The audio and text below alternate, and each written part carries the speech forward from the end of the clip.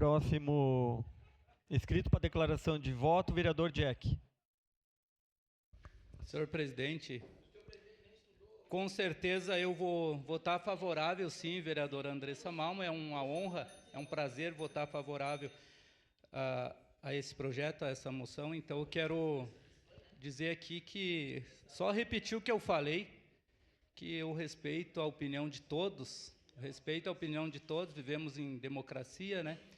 E, com certeza, é um debate muito importante que a gente está fazendo nessa manhã. Fico muito feliz de poder debater isso e garantir que a gente possa ter a nossa opinião aqui dentro dessa casa. É muito importante, porque a gente está aqui representando a população lá fora. Eu estou aqui representando os trabalhadores, por exemplo, a minha comunidade, e nós temos que ter responsabilidade nas nossas falas.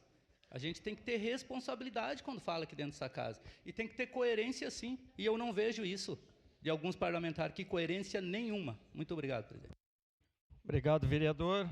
Encerradas as declarações de voto.